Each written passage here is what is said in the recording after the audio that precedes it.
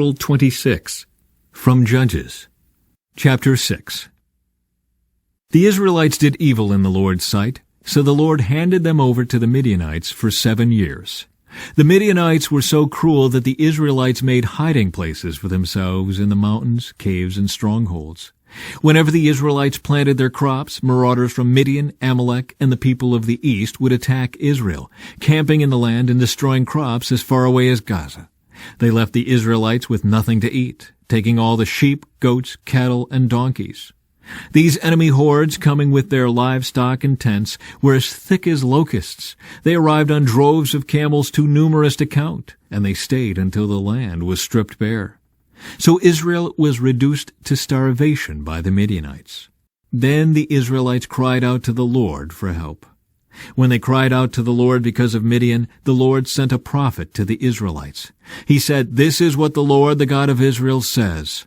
I brought you up out of slavery in Egypt. I rescued you from the Egyptians and from all who oppressed you. I drove out your enemies and gave you their land. I told you, I am the Lord your God. You must not worship the gods of the Amorites, in whose land you now live. But you have not listened to me."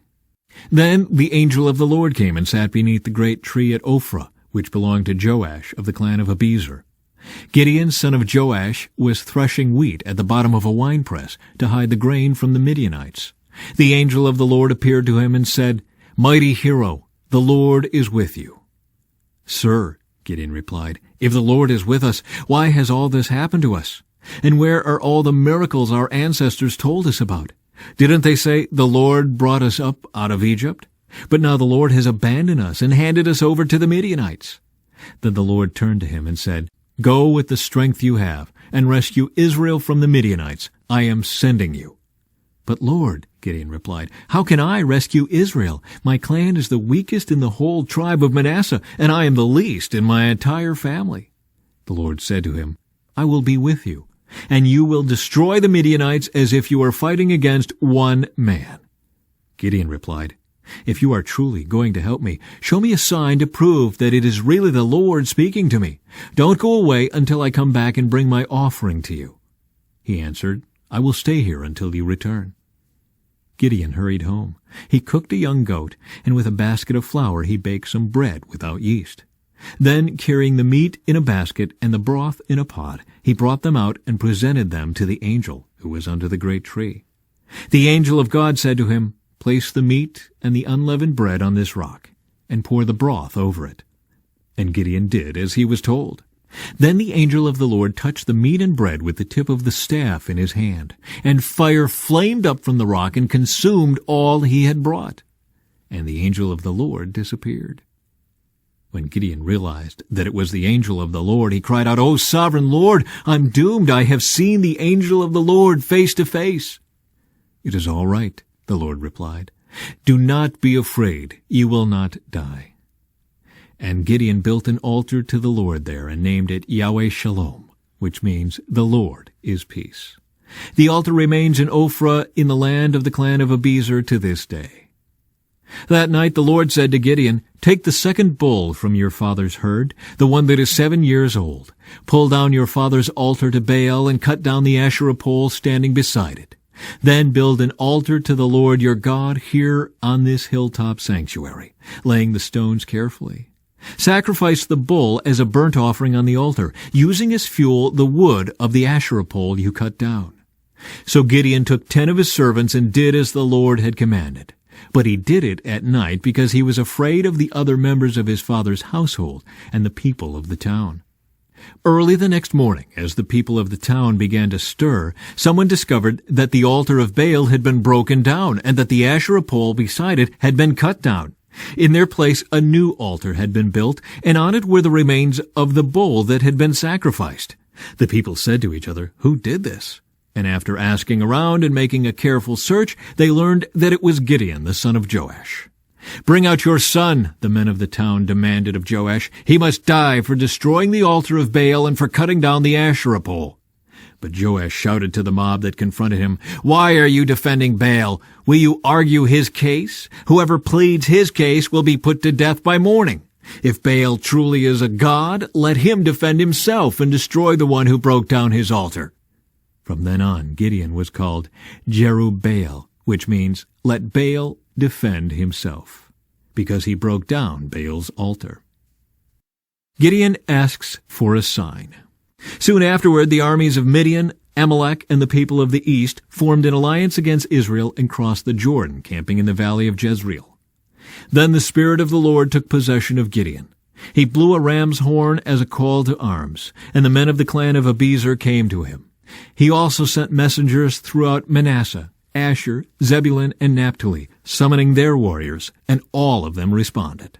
Then Gideon said to God, "If you are truly going to use me to rescue Israel as you promised, prove it to me in this way. I will put a wool fleece on the threshing floor tonight. If the fleece is wet with dew in the morning, but the ground is dry, then I will know that you are going to help me rescue Israel as you promised." And that is just what happened. When Gideon got up early the next morning, he squeezed the fleece and wrung out a whole bowlful of water. Then Gideon said to God, "Please don't be angry with me, but let me make one more request. Let me use the fleece for one more test. This time let the fleece remain dry while the ground around it is wet with dew." So that night God did as Gideon asked. The fleece was dry in the morning, but the ground was covered with dew. From Luke. So they arrested him and led him to the high priest's home, and Peter followed at a distance. The guards lit a fire in the middle of the courtyard and sat around it, and Peter joined them there. A servant girl noticed him in the firelight and began staring at him. Finally she said, "This man was one of Jesus' followers." But Peter denied it. "Woman," he said, "I don't even know him." After a while, someone else looked at him and said, "You must be one of them." "No, man, I'm not," Peter retorted. About an hour later, someone else insisted, "This must be one of them because he is a Galilean too." But Peter said, "Man, I don't know what you are talking about." And immediately, while he was still speaking, the rooster crowed. At that moment the Lord turned and looked at Peter. Suddenly the Lord's words flashed through Peter's mind. "Before the rooster crows tomorrow morning, you will deny 3 times that you even know me." And Peter left the courtyard, weeping bitterly. The guards in charge of Jesus began mocking and beating him. They blindfolded him and said, "Prophesy to us, who hit you that time?" And they hurled all sorts of terrible insults at him. Jesus before the council. At daybreak, all the elders of the people assembled, including the leading priests and the teachers of religious law. Jesus was led before this high council, and they said, "Tell us, are you the Messiah?" But he replied, "If I tell you, you won't believe me, and if I ask you a question, you won't answer. But from now on the Son of Man will be seated in the place of power at God's right hand."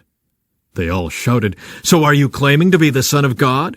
And he replied, "You say that I am." "Why do we need other witnesses?" they said. "We ourselves heard him say it." Then the entire council took Jesus to Pilate, the Roman governor. They began to state their case. "This man has been leading our people astray by telling them not to pay their taxes to the Roman government, and by claiming he is the Messiah, a king." So Pilate asked him, "Are you the king of the Jews?" Jesus replied, "You have said it." Pilate turned to the leading priests and to the crowd and said, "I find nothing wrong with this man." Then they became insistent. "But he is causing riots by his teaching wherever he goes, all over Judea, from Galilee to Jerusalem." "Oh, is he a Galilean?" Pilate asked.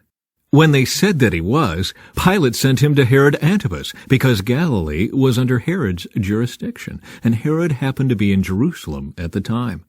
Herod was delighted at the opportunity to see Jesus, because he had heard about him, and had been hoping for a long time to see him perform a miracle. He asked Jesus question after question, but Jesus refused to answer. Meanwhile, the leading priests and the teachers of religious law stood there shouting their accusations. Then Herod and his soldiers began mocking and ridiculing Jesus. Finally, they put a royal robe on him and sent him back to Pilate. Herod and Pilate, who had been enemies before, became friends that day. Psalm 95. Come, let us sing to the Lord.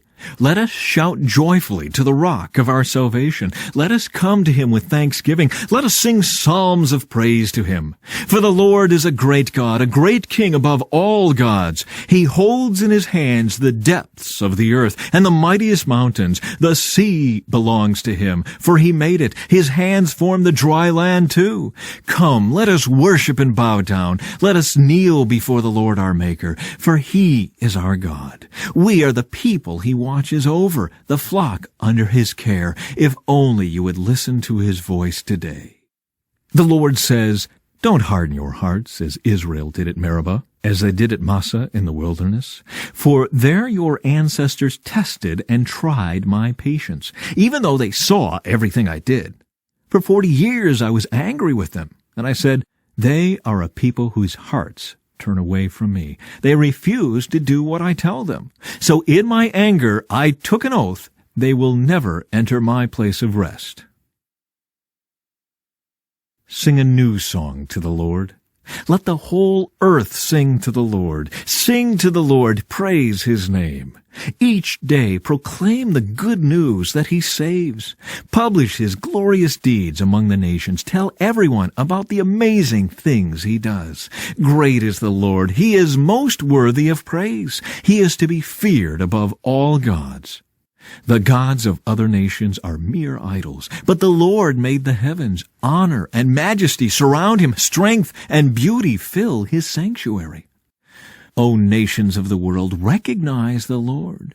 Recognize that the Lord is glorious and strong. Give to the Lord the glory he deserves. Bring your offering and come into his courts.